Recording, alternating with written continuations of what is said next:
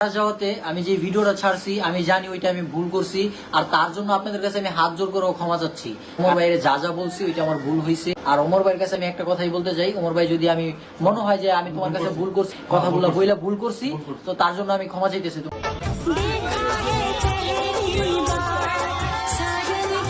Guys, অবশেষে লাইভে এসে কামরুল এমনকি জিন্নাত ওমরের কাছে ক্ষমা চেয়ে কি বলল সবকিছু আপনাদের মাঝে দেখাবো। তাছাড়া বন্ধুরা, অন্যদিকে ওমর কি বলেছে তাও আপনাদের মাঝে দেখাবো। তাছাড়া টিকটক করতে গিয়ে এলেক সবুজ সেনাবাহিনীর কাছে কিভাবে কট খেলো, তাছাড়া আবারও 3 টাইমিং করতে গিয়ে ধরা খেলো মিট চকলেট। তাছাড়াও মিরাজ আরোহীকে উদ্দেশ্য করে কি বলেছে তাও আপনাদের মাঝে উপস্থাপন করব, তাই সবাই ভিডিওতে লাইক দিয়ে শেষ পর্যন্ত দেখতে থাকুন।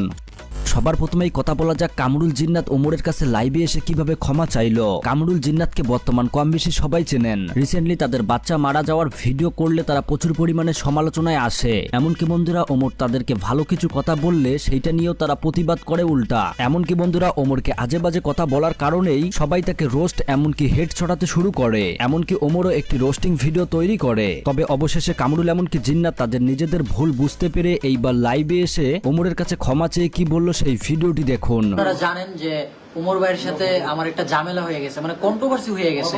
কন্ট্রোভার্সি বলতে গেলে আমি যে ভিডিওগুলো করতাম, তো আমার মেয়ে মারা যাওয়াতে আমি যে ভিডিওটা ছাড়ছি আমি জানি ওইটা আমি ভুল করছি, আর তার জন্য আপনাদের কাছে আমি হাত জোর করে ক্ষমা চাচ্ছি। কারণ ওইটা আমি ভুল করছি, আর মানুষ বলতেই ভুল করে। ওই ভিডিওটা ছাইরে আমি ভুল করছি।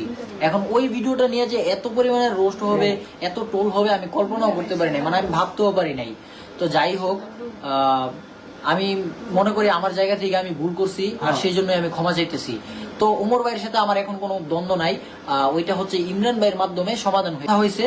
তো ওমর ভাই বলছে আমার নিয়ে কোনো ভিডিও করবে না, আর আমি ওমর ভাইয়ের যা যা বলছি ওইটা আমার ভুল হয়েছে। আর আমি মিডিয়াতে আসি আপনাদের ভালোবাসা নিয়ে থাকতে চাই, আমি কারো ঘৃণার পাত্র হয়ে মিডিয়াতে থাকতে চাই না বা ভিডিও। আর ওমর ভাইয়ের কাছে আমি একটা কথাই বলতে চাই, ওমর ভাই যদি আমি মনে হয় যে আমি তোমার কাছে ভুল করছি, বা আমি নিজের কাছ থেকে মনে হইতেছে আমি তোমার কথাগুলো বইলা ভুল করছি, তো তার জন্য আমি ক্ষমা চাইতেছি তোমার কাছে। আমার ক্ষমার দিশিয়ে দেখবা।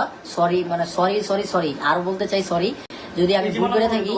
তো আমি মিডিয়াতে যতদিন আসি আশা করি তোমার আর কোনো কথা বলবো না। বন্ধুরা, শুনতেই পেলেন তারা নিজেদের ভুল তারা স্বীকার করতে পেরেছে। আর যদি এইটা অনেক আগেই এসে স্বীকার করতো তাহলে এত ঝামেলাই হতো না। তাছাড়া কামরুল বউ ব্যবসায়ীদেরকে উদ্দেশ্য করে কি বলেছে সেই ভিডিওটি দেখুন। লোকে আমাদেরকে বউ ব্যবসায়িক বলে, কিন্তু আমরা প্রকৃতভাবে করতে পারি না।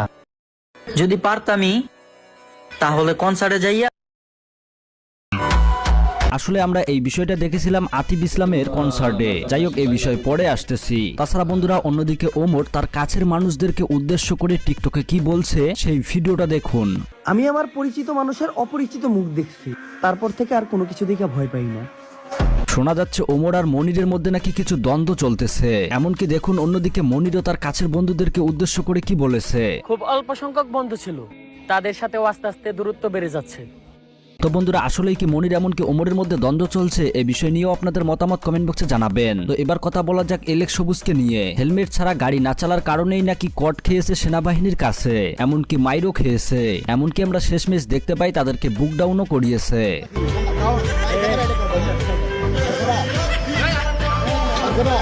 এমনকি বন্ধুরা, এলেক সবুজ বুক ডাউন খেয়ে নিজেই কি বলছে সেই ভিডিওটি দেখুন।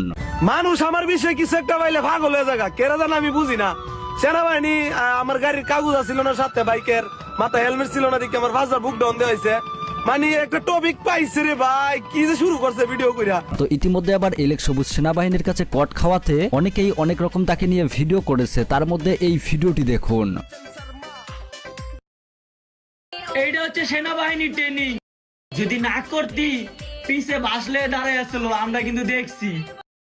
তাছাড়া অন্যদিকে এলেক সবুজ কিভাবে কট খেয়েছে তা প্রকাশ করলো এই টিকটকার। বন্ধু অ্যালেক্সে রাস্তার উপরে গাড়ি সাইড না করে টিকটক করায়, সেনাবাহিনীর হাতে কট খাইছে রিল্যাক্সে, তার জন্য রইলো এক বালতি সমবেদনা। তো যাই হোক বন্ধুরা, এলেক সবুজ সেনাবাহিনীর কাছে কট খেয়েছে, এই বিষয় নিয়ে আপনাদের মতামত কমেন্ট বক্সে জানাবেন। তো এবার কথা বলা যাক মিট চকলেটকে নিয়ে। 3 নম্বর টাইমিং করতে গিয়ে আতিফ ইসলামের কনসার্টে হাতে নাতে ধরা খেলো মিট চকলেট।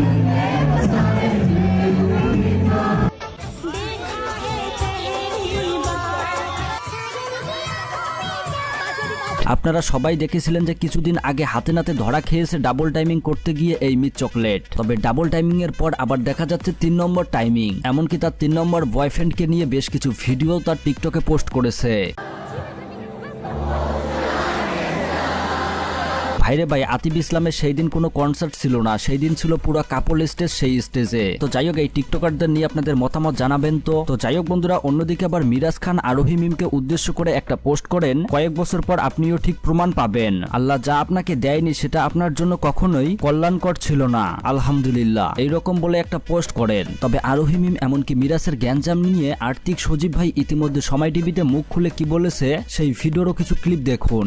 তাদের ভিতরে একটু মনোমালিন্য আছে, তারা দুজনকে অ্যাভয়েড করে কাজ করছে, এটা হয় অনেক সময়, মিডিয়াতেই হয়। কিন্তু তো যাই হোক বন্ধুরা, এবার সর্বশেষ কথা বলা যাক বাংলাদেশের পরিস্থিতি নিয়ে। বর্তমান সময়ের খুবই একটি জনপ্রিয় ভাইরাল ডায়লগ হলো এইটা, আমি আগে মুসলিম, তারপর বাংলাদেশি।